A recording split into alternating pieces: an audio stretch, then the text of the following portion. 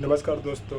आज जो दो संसद में जो अधीर रंजन चौधरी ने जो राष्ट्रपति को जो संबोधन किया, उसके कारण जो देश में बवाल मचा, संसद स्थगित हो करना पड़ा, हंगामा मच गया, उसी का मैं विश्लेषण कर रहा हूँ। मैं आपको बता देना चाहता हूँ कि सबसे पहली चीज़ तो कि पद का कोई लिंग नहीं होता, न स्त्रीलिंग होती है न पुल्लिंग होता है। जैसे धर्म का कोई लिंग नहीं होता, उसी तरह लेकिन धर्म को मानने वाले जो भी धर्म को मानते हैं उसका लिंग होता है। जैसे हिंदू धर्म को मानने वाले में मान पुरुष है तो उसका लिंग होगा, स्त्री है तो स्त्रीलिंग होगा। उसी तरह हर धर्म का कोई लिंग नहीं, उसके मानने वाले का लिंग होता है। लेकिन अभी जो इसको विवाद बनाया जा रहा है, जैसे मान लिया जाए कि भारत भारती है, जिन्होंने मैथिली शरण गुप्त ने एक कविता भी लिखा था भारत भारती ब्रिटिश काल में, जिसमें उन्होंने भारत को एक तरह से संकेत किया था पुल्लिंग के रूप में, और भारती को स्त्रीलिंग के रूप में, जो माँ भारती भी कहते हैं। माँ भारती के संतान हम लोग हैं, इसलिए उन्होंने किया था कि माँ भारती का जो इज्जत आबरू है वो लूटा जा रहा है, वो ब्रिटिश लूट रहा है। मैंने कहने का मतलब जो उसके संतान हैं जो भारतवासी का है, उन्हीं को संकेत करके उन्होंने लिखा था। जैसे मान लिया सीमाओं की सुरक्षा की बात हो तो कौन करेगा, उसके जो संतान है। तो आज जो राष्ट्रपति और राष्ट्रपत्नी का जो विवाद चल रहा है, एक तो पहली चीज़ तो कि ये संसद में जो मान लिया महंगाई का जो इशूज है, बेरोजगारी का इशूज है, उसको जो विपक्षी दल जो उठा रहे हैं, उनके ध्यान भटकाने के लिए उठा रहे हैं, ताकि सत्ता पक्ष को एक ये मौका मिल गया है कि इसको किस तरह से इसको ख़त्म किया जाए, ये जो विवाद चल रहा है इसको लाया जाए। और राष्ट्रपति जो देश के जो संरक्षक होते हैं, संविधान के संरक्षक होते हैं, अभिभावक होते हैं। तो अभिभावक भी एक तरह से जो देश की जनता है पुत्र समान होते हैं।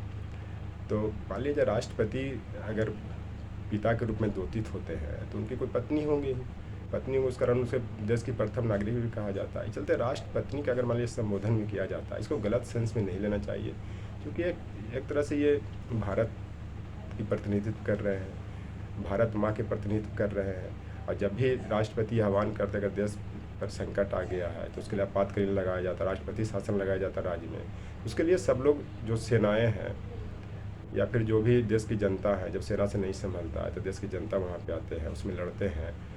आप जैसे यूक्रेन में देख रहे हैं कि वहाँ के नागरिक भी अर्थ पर शिक्षित लेकर के भी लड़ रहे हैं, जो रसिया के खिलाफ लड़ रहे हैं। तो राष्ट्रपत्नी शब्द को तिल के ताड़ नहीं बनाया जाए। एक तरह से ये आह्वान है कि जो भी मतलब इनके जो देश के जो वंशज है, चाहे जो भी धर्म को हो, एक तरह से राष्ट्रीय एकता और अखंडता को प्रतिनिधित्व करता है, देश को मजबूत होने की बात करता है।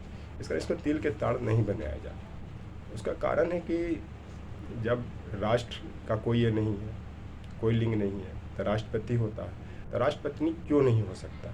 लेकिन किसी को संबोधन करके या ये करके कहना, किसी का नाम ले करके कहना, ये उचित नहीं है। अगर ऐसे किसी को भी मान लिया राष्ट्रपति का जो स्त्रीलिंग अगर राष्ट्रपत्नी हो सकता है, होता भी है, लेकिन पद का कोई, मैं भी बता रहा हूँ कि पद का कोई लिंग नहीं होता, लेकिन संबोधन में ये कहा जाता है और ये किया भी जाता है। और उसका कारण है कि देश में कोई भी कानून राष्ट्रपति के सहमति के बिना नहीं बन सकता है, चाहे लोक कल्याण की बात हो, चाहे धन विधेयक हो, चाहे राज्य की नया नाम रखना हो या राज्य की सीमाओं में परिवर्तन करना हो, ये सब राष्ट्रपति के बिना नहीं हो सकता। एक तरह से संरक्षक का अभिभावक है, अभिभावक देश की रक्षा भी करते हैं, देश के कानून व्यवस्था को भी बनाए रखते हैं। तो इस कारण इसको विवादित बनाना या इस पर हंगामा करना कि राष्ट्रपत्नी का शब्द गलत है, ये इस बात से मैं सहमत नहीं हूँ। उसका कारण है कि मैं फिर बता देना चाहता हूँ, एक तरह से यह संकेत करता है। अली मैथिली शरण गुप्त ने भारत भारती लिखा, तो भारत कौन है, भारत इसमें उनके जो पुरुष लोग भारत को मान लीजिए पिता मान सकते, चूँकि माँ भारती भी कहते हैं, माँ भारती का मतलब कि भारत माँ के संबंध में होता है। तो वहाँ पे जैसे माता पिता के बीच में हैपन होता है, उसी तरह से भारत भारती के बीच में हैपन है, पति पत्नी के बीच में हैपन होता है। मतलब इस एक तरह से एक दोनों का लगाव है। अगर मान लिया जाए कि किसी का, मान लिया जाए कि जैसे हम लोग भारत माँ के संतान कहते हैं, अगर कोई संतान का अगर पिता नहीं होगा तो बच्चा को क्या कहेगा, लवारिस कहेगा, या तो अपने तो जन्म नहीं ले लिया। तो इस चलते इसको जो विवादित बनाया जा रहा है राष्ट्रपति को, कि अधीर रंजन चौधरी पर इतना सब हो हल्ला मचाए हुए, किसी पर मचाए हुए, उन्होंने भी इनको तर्क से काटा नहीं, उन्होंने माफ़ी ही मांग लिया। माफ़ी मांगनी अच्छी बात है, लेकिन उनका तर्क देना चाहिए, समझाना चाहिए, या फिर इनको प्रबुद्ध वर्ग से इनको सुझाव लेना चाहिए कि मैंने जो बोला हो गलत बोला हूँ कि सही बोला हूँ, इस पर जो हो हल्ला हो रहा है, इस चलते इसको काटने की ज़रूरत है। अब देश की अभी क्या स्थिति है, किसी से छिपा हुआ नहीं है, कितना देश कर्ज में चला गया है, खजानों पर कितना भार है कि इन्होंने कॉर्पोरेट टैक्स जो कम किया था 1.45 लाख करोड़ का टैक्स का नुकसान हुआ। उसके बाद जो PIL इन्होंने चलाया, प्रोडक्टिव इंसेंटिव लिंक जो चलाया है, उसमें जो इन्होंने आर्थिक मदद दिया था उस पर देश के खजाना से 1.76 लाख करोड़ का नुकसान हुआ है। इसका कौन भरपाई करेगा? इस सब पर तो चर्चा कर नहीं रहे हैं।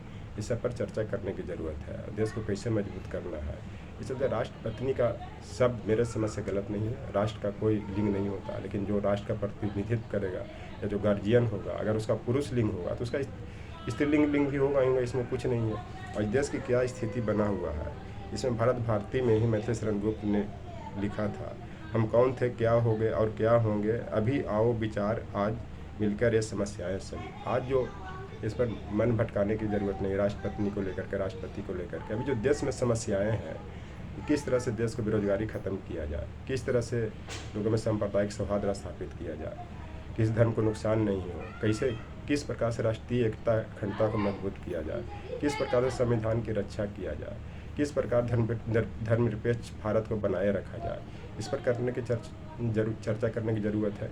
लेकिन संसद में हो हल्ला हंगामा करने की ज़रूरत है। तो राष्ट्रपति शब्द का विवाद से मैं सहमत नहीं हूँ, और किसी को ये संबोधन करके ये कहना मैं गलत मानता हूँ। लेकिन जो राष्ट्र का जो प्रतिनिधित्व करेगा, अगर राष्ट्रपति हो सकता है तो पत्नी क्यों नहीं हो सकता? विवाद की चर्चा है, इस पर आगे चर्चा करने की ज़रूरत है। इसको तिल का ताड़ नहीं बनाया जाए। Thank you.